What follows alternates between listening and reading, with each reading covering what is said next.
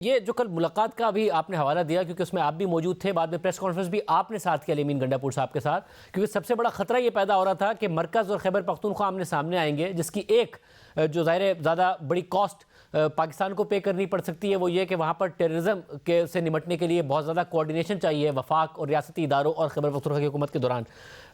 अली अमीन गंडापुर साहब मान नहीं रहे थे, वो तो ओथ टेकिंग में भी नहीं आए, तो ये कल कैसे हुई मुलाकात मुमकिन, और मुलाकात में अंदर क्या हुआ? सब अच्छे तरीके से हुई बातचीत? जी, सबसे पहले तो मैं कहूँगा कि हम बहुत वेलकम करते हैं कि वज़ीर आला साहब वज़ीर आज़म को मुलाकात करने के लिए आए। और देखिए, जैसे मैंने कहा कि ये मुल्क हम सबका है, और मुझे यकीन है कि जब वज़ीर आला ने अपना मनसब सँभाला और उनको ब्रीफिंग्स दी गई होंगी और उनको हालात की संगीनी का एहसास हुआ होगा, तो हम हमेशा से ये कहते आए हैं कि पाकिस्तान उस मुकाम पर है कि इसके मसाइल ना कोई एक लीडर, ना कोई एक तन्हा जमात और ना कोई तन्हा इदारा हल कर सकता है। इसके लिए हम सबको कोलैबोरेट करने की ज़रूरत है। और जो आपने सिक्योरिटी की सूरत हाल बताई खैबर पख्तूनख्वा में, उसमें भी अगर हमने खैबर पख्तूनख्वा में अमन रिस्टोर करना है, तो माजी में भी आपको याद है ऑपरेशन अज़्म जो था या रद्दुल फसाद थे, उसमें वफाकी और सूबाई हुकूमतों की बड़ी कोऑर्डिनेशन थी। और मैं आपको बताऊं कि जब हम सी पैक का मंसूबा भी कर रहे थे, इब्तिदा में कुछ बदगुमानियां हुई, लेकिन हमने रीच आउट किया। वजीर आला परवेज खटक साहब शाम को कंटेनर के ऊपर हमारे खिलाफ पूरी तकारीर करते थे, गालम गलोच करते थे। सुबह जब हमारे दफ्तर में आते थे, हम उन्हें वही इज्जत देते थे जो वजीर आला शहबाज शरीफ को पंजाब में हम देते थे या सिंध में मुराद अली शाह साहब को देते थे। क्योंकि जब तक फेडरेशन की तमाम इकाइयां मिलकर काम नहीं करेंगी, उस वक्त तक हम वो सिनर्जी, पॉजिटिव सिनर्जी नहीं पैदा कर सकते जिससे हम इन मसाइल को ओवरकम कर सकें। इसलिए मैं समझता हूं कि वजीर आला साहब भी ने एक अच्छा जेस्चर लिया और हमने उस मीटिंग के अंदर बहुत अच्छे माहौल में हुई, और वजीर आजम ने भी उसे रेसिप्रोकेट किया और उन्हें पूरे ताउन का यकीन दिलाया कि जो खैबर पख्तूनख्वा के वाजिबात हैं उन्हें भी अदा करेंगे, और सिक्योरिटी के मामले में भी भरपूर वफाकी इदारे उनकी हुकूमत से ताउन करेंगे ताकि वहां के लोगों को अमन मिल सके।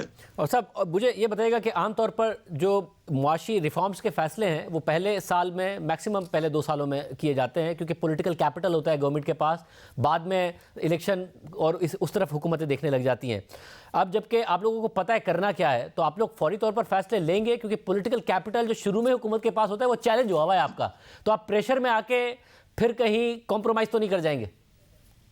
जी, इस वक्त वजीर आजम साहब मीटिंग्स ले रहे हैं और अपना रिफॉर्म एजेंडा उसको हतमी शक्ल दे रहे हैं, और जो ही इसको वो हतमी शक्ल देंगे, मुझे यकीन है कि वो इसके बारे में कौम को भी एतमाद में लेंगे, पार्लिमानी क़यादत को भी एतमाद में लेंगे, पाकिस्तान की बिजनेस कम्युनिटी को भी एतमाद में लेंगे, क्योंकि ये सारे फैसले हमें अपनी सियासत से बालातर होकर मुल्क के मफाद में करने हैं, और इनकी कामयाबी का दारोमदार इसी पर है कि इनकी पुश्त के ऊपर कितनी वसीउल बुनियाद तायद होगी। और इंशाल्लाह आप देखेंगे आने वाले वक्त में हम इन रिफॉर्म एजेंडा को पूरी कौम के सामने कोशिश करेंगे कि तायद के साथ करें। उसमें कुछ कठिन फैसले भी होंगे, लेकिन वो अब नागुज़ीर हैं। हम बहुत देर तक इन तजादात को, मैं आपको छोटी सी मिसाल देता हूं, देखिए इस वक्त तक पूरे वफाकी हुकूमत के जो महासिल हैं वो 7,000 अरब हैं, और जो हमें कर्जों की अदायगी है वो 7.5 से 8,000 अरब दरकार होगी। तो आपको कर्जों की अदायगी के लिए भी तकरीबन 800,000 अरब का कर्ज लेना पड़ेगा। उसके बाद तनख्वाहें हैं, दिफा है,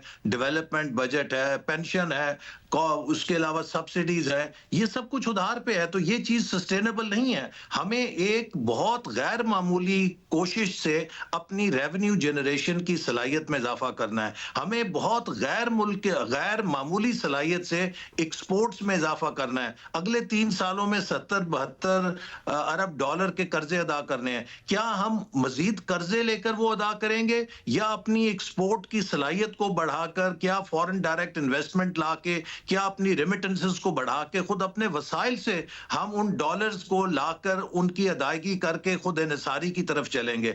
ये वो फैसले हैं, ये वो रास्ता है। हम अब सियासी लॉन्ग मार्च के मुतहम्मिल नहीं हो सकते। हमें एक इक्तिसादी लॉन्ग मार्च के लिए खुद को तैयार करना है, और उसमें इंशाअल्लाह ताला अगर हम कामयाब हुए तो पाकिस्तान अगले 10 से 15 सालों में बहुत तेजी के साथ दुनिया में एक सफ़े अव्वल की मईशत बन सकता है।